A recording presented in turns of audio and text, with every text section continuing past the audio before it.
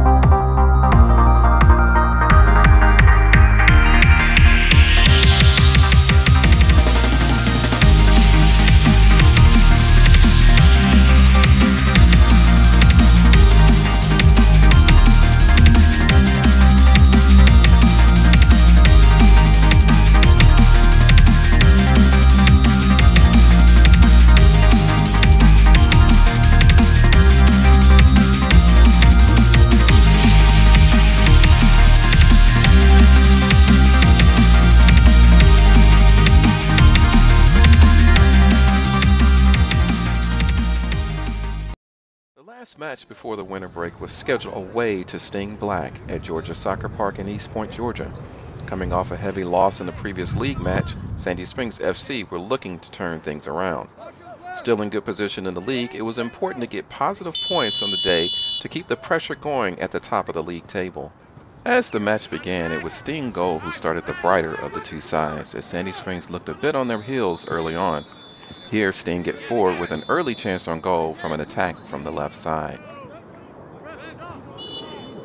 The Eagles were getting forward with chances like this one from Rory Pratt after being put in by Isaiah Cohen, but the shot was just wide of the goal mouth.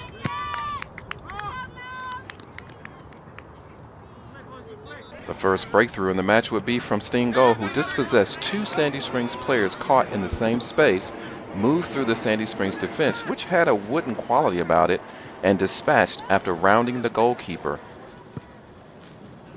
Sting Goal led early, 1-0. A replay showed that the passing and movement by Sting Black seemed to be a step ahead of the Sandy Springs back line, and the expert move around the keeper made space for a turn and shot for a deserved lead to Sting Black. But Sting would continue to keep that pressure up on Sandy Springs, with much of the match happening in the Sandy Springs FC half of the field. Here, another near miss from Sting, so close to doubling their lead. Medium pressure here was enough to inspire a quick counter and shot from long range that narrowly missed. Sandy Springs would finally get back in the match after good approach play. Isaiah Cohen displayed good individual effort as he worked his way down the right side in an attack. He managed to lose his marker and work his way into a position to put in a dangerous low cross that Francisco Alvarado was able to reach and wrestle into the back of the net to bring Sandy Springs on level terms going into the break. A replay shows that the hard work of Cohen was key to freeing up the space needed to put in the opportunity. Alvarado's diligence coming in from the wing did the rest as he put in the goal through determination.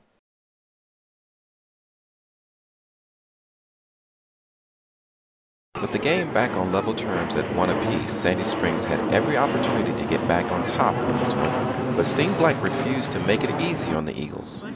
The second half saw more fluid play from Sandy Springs, like this move forward from Alvarado and Captain Salvatore Ortiz, with only the final shot off the mark. A turning point in the match was the sending off of Jose Vega after a brief and minor altercation. No disciplinary action was given to the Sting Black player involved. The game's momentum and temperament seemed to switch at that time. After the restart of play, Sandy Springs were still trying to find fluidity. Here Cohen and Santi Mokatsana working together to fashion a chance on goal. But Sting Black were getting the better chances. Here, another move forward produces a shot that comes off the side netting. Sting Black would get the go-ahead score again, easily moving through the Sandy Springs challenge with ease to slot in from long range to take a 2-1 lead late in the match. A replay shows that there was no hesitation from Sting Black as Sandy Springs players bizarrely backed away and provided time and space for the shot. The score would stand, and the final whistle confirmed a second successive league setback for Sandy Springs going into a vital Parent Cup second round match. Assistant manager Andre Bomar spoke to Sandy Springs FC TV post-match. Very, very poor result today. To say that we're disappointed would be an understatement, but we had some injuries to look at today. We had DeAndre Harrison, who's a center forward for us, playing in the middle of defense. A lot of people missing through injury and otherwise, so a lot of people playing out of position today. I'd have to say there was some questionable officiating, particularly after we scored our goal, that we'll be looking into with the league later on. But at the end of the day, all credit to Sting Black. They came to play. They were focused. They did what they needed to do to win the game. And in football, that's all that counts, the final score. That's all that really counts. And so we're going to have to look at this game. We'll study the video, look at where we fell short. Even with all the injuries, I felt like we had a team on the pitch that could have taken this game and gotten a victory. But we'll see what we can do in training and see if we can mend the wrongs and get some better results after the winter break. Our match coverage continues with a second-round Parent Cup encounter with Real Team at Georgia Soccer Park. After suffering from poor form in the league in recent weeks, Coach Broom was desperate to turn things around and go into the winter break on a high. So onward, with not much time to mourn 2 league losses in a row, there was the matter of the Parent Cup second-round match with Real Team, again at Georgia Soccer Park in East Point, Georgia.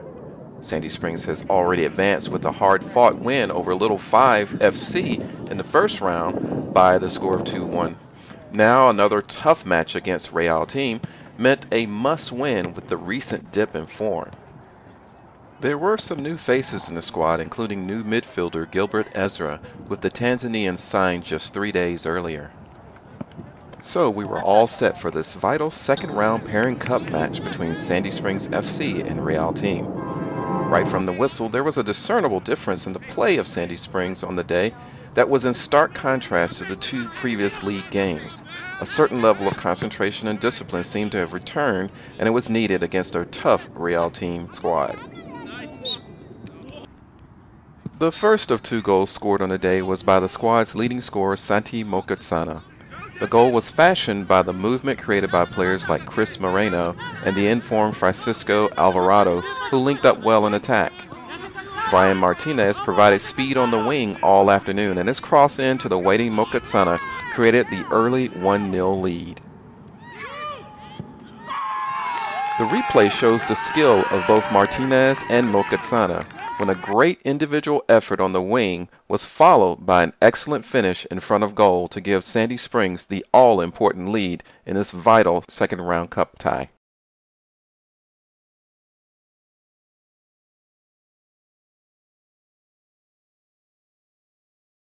The second goal for Sandy Springs FC comes from man of the match and captain Salvatore Ortiz. The supporting cast for this goal was Mokatsana, whose vision picked out an unmarked Ortiz in the penalty area. With the time to turn and shoot, Ortiz made no mistake expertly dispatching the insurance goal to seal the match. That's the captain. The replay shows the confidence and skill of both players going forward, and Sandy Springs would go on to win the game 2-0 and advance to the quarterfinals of the competition. Coach Jay Broom had some thoughts on the match. All right, Coach Broom, second round of the Parent Cup, much better result than last week's league game. What are your thoughts, first of all? My thoughts are, unfortunately, I thought we had broken the cycle, but we seem to have a cycle like this. We dip in form a little bit, get aggravated before we'll come back and have a showing. We added a mid, Gilbert Ezra. This guy has a unbelievable football intelligence. Way he moves the ball, way he anticipated runs, unbelievable. I had the correct squad selection today, and I left it alone. Right, so do you think that this type of result, the way that the team played today, can be a turning point in the league coming up? I think so. We have about a month off right now. I think it's needed. A couple of my regulars are pretty banged up. I think I really put the correct squad out on the field today, and by the way they were moving the ball and playing, they showed me I did. All right. Well, congratulations on the win, and look forward to the next league game, and especially now that you're on to the third round, looking forward to that as well. Well, we're on the quarterfinals, so we either play Georgia Tech FC or we play Mid-City Lions or Atlanta Juniors, whatever they are. Yeah.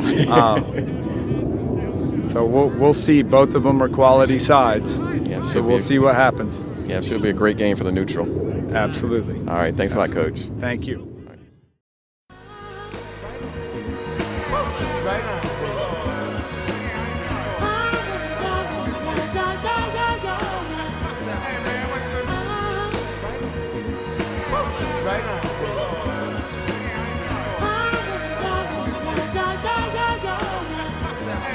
My mind state changing, expression on my face rearranging. Cause people start acting real strange when you're making moves. Rather see you standing still like a mannequin. Cause you ahead of them, so now they panicking. More fire to the people, let me add codes. Can't no mother ever teach what a dad knows. A lot of kids grew up, they never had those. So they pull it like away like a bad nose. Cause just dead, neglected. Cause they ain't have a person in their life to make them feel protected. But the hands of time.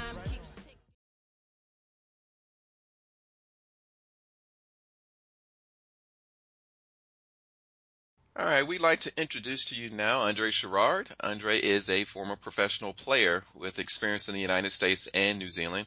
He now works as a professional soccer scout who helps young players find a path to the next level in the game in the United States. Andre, I'd like to welcome you to the show. How are you today? I'm doing all right. How about yourself? Doing great. And first of all, for the audience out there, let's get a little bit of a background on you. If you can just tell us a little bit about where you're from and your early playing experience. I was originally from Greenville, North Carolina. I played for the Capital Area Soccer League, also known as Castle.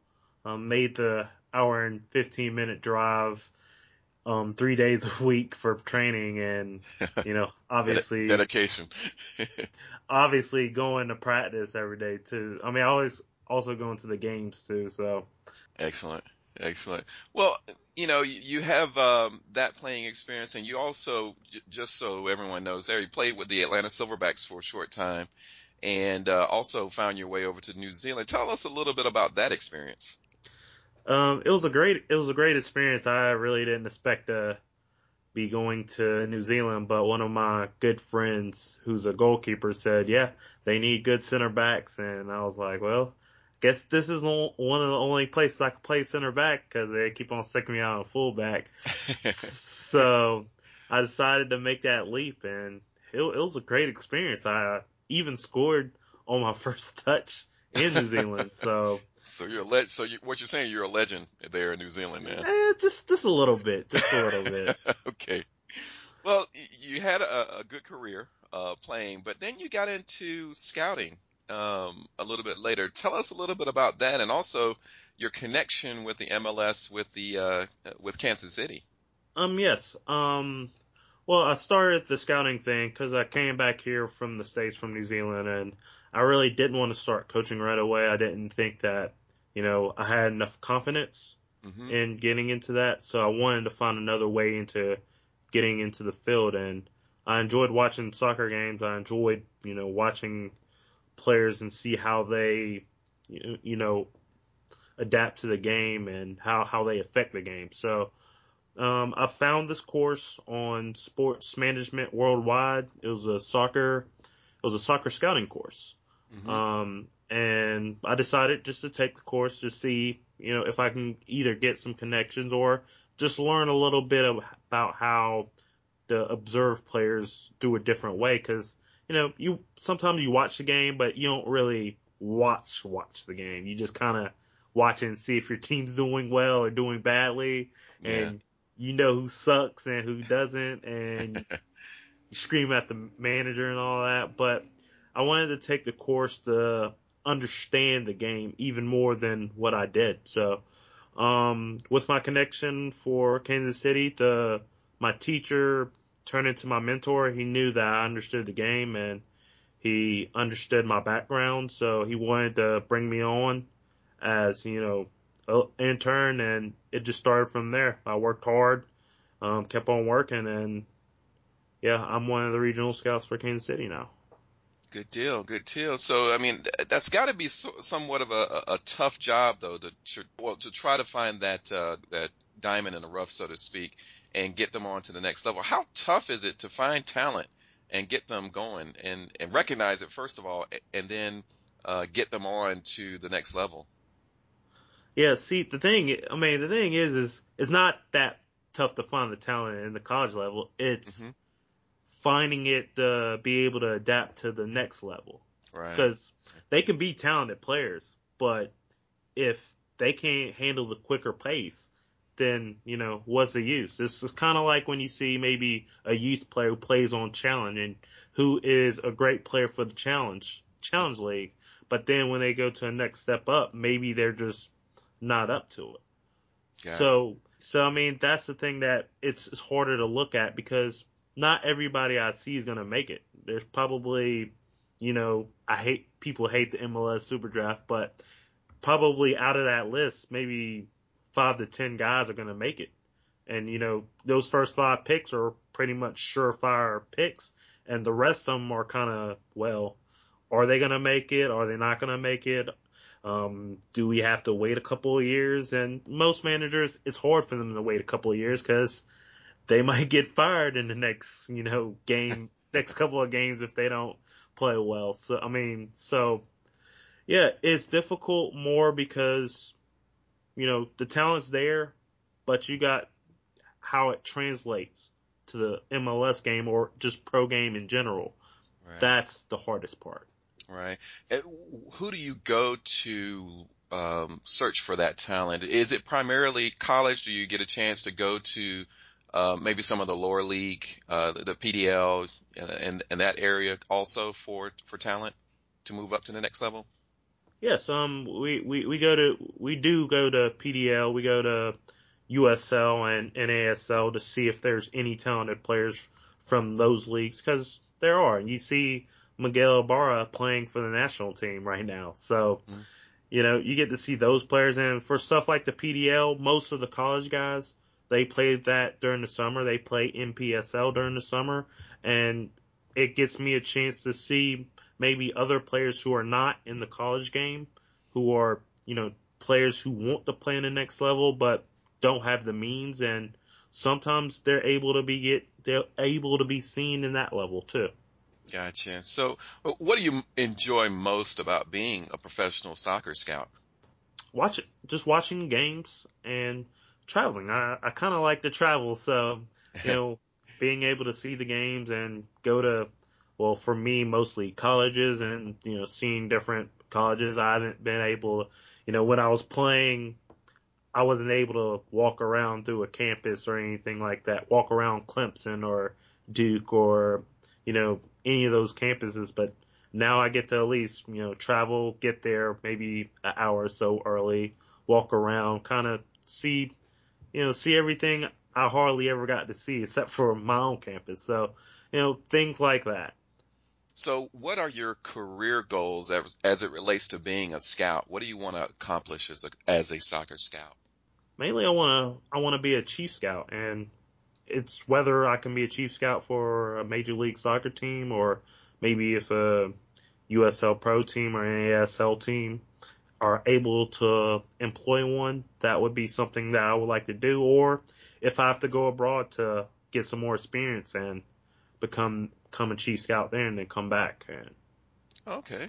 So you would consider traveling to get that experience and apply it to your career. Yes, I would. Okay. So have you ever thought about coaching? I know you mentioned a little bit about you thought about going into the scouting area before you got into coaching.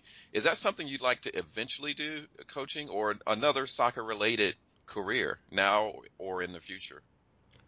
I think I'm more confident in trying to, get into coaching.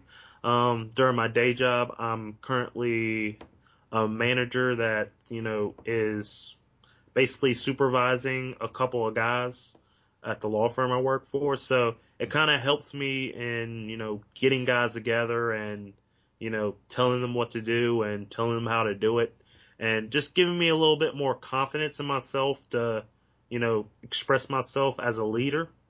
So, maybe sometime in the near future I can get into the coaching, and maybe, the scouting could just be a supplement to coaching a team. Yeah, you never know. You might be a coach down at, Sandy Springs FC. Who knows? Exactly. So what advice do you have for any player that aspires for a professional career domestically or abroad? Let's say you're talking to one of our guys at Sandy Springs FC. What would you tell them?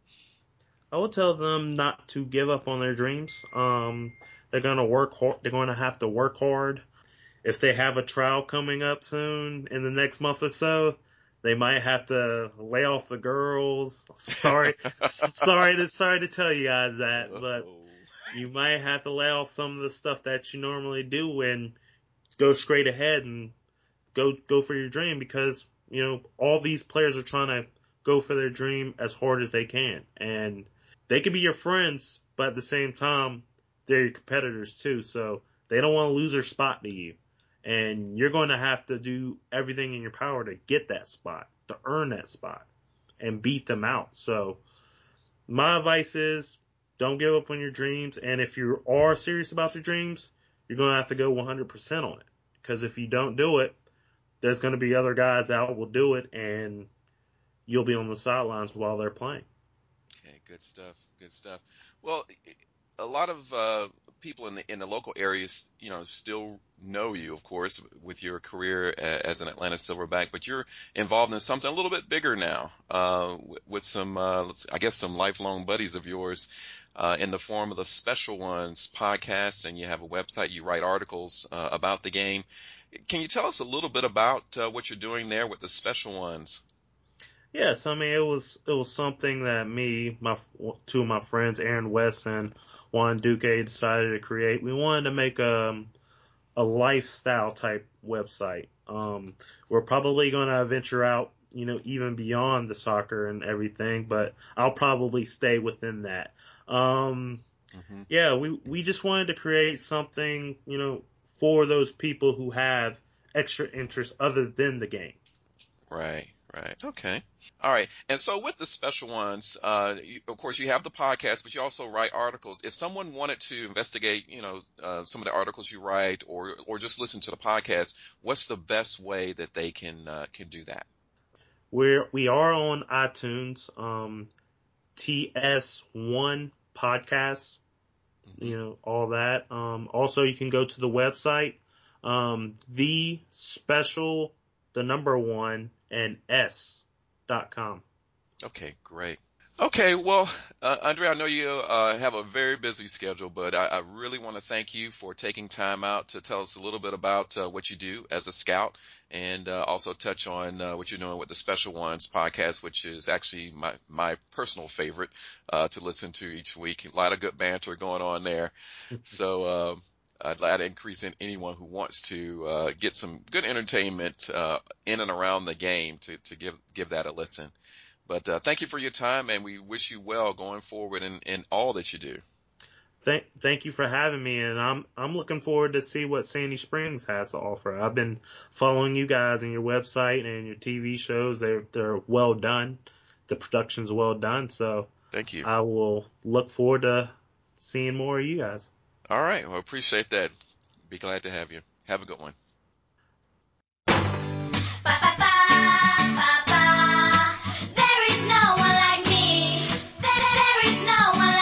Chitty bang. And we pretty much amazing. Yeah. Mind your manners. You hear me? And all the people should be raising their glasses. Flow crazy, celebrating the madness. I never thought I would deliver no classics. Then I hooked up with them and they delivered more classics. I've been keeping it true. Hotel good, long as I can peep on the view. Like, damn, how high are we? You gotta gamble in this life, Charles Bar. I'm overprotected, through the dopest of method. Now my vocal perfected, this is audio breakfast. Yes, so tell a hater here's a slammer. I know they hating on us, but mind your manners. Take a second look and you'll see. There is no one like me. There is no one like me. Like me, like me. You better reconsider. You will never do better. There is no one like me. Like me, there's no one like me. See, this is etiquette right here, you know what I'm saying? There is no one like me. Mind your manners. So say la la la, I arrive will I. Black-eyed I am, I surprise will I. And I can't rely on another guy. I was caterpillar into a butterfly.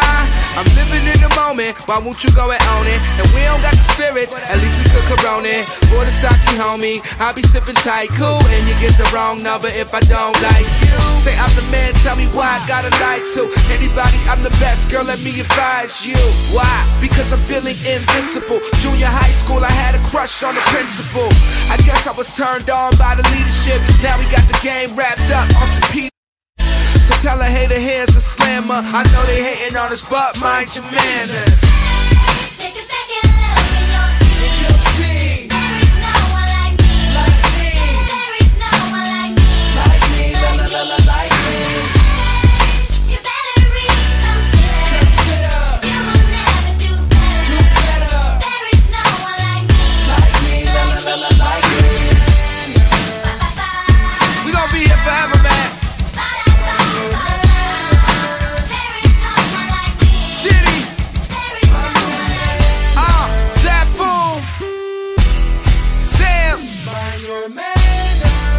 Till they kick me out the booth, and we pretty much amazing. Take a second look and you'll see. There is no one like me. There is no one like me. Yeah, this is etiquette. Sandy Springs FC is an amateur soccer club that relies on donations and support from the local business community to survive. One way you can support us is by using our new online video on demand service. This new fundraising campaign provides you a look at our club in detail through match highlights, player and staff interviews, and other special features not available anywhere else. Give our modest subscription plans a try with the knowledge that you will directly help your soccer club to exist and progress. On behalf of Sandy Springs FC, I'd like to thank you for your kind consideration and support of our soccer club.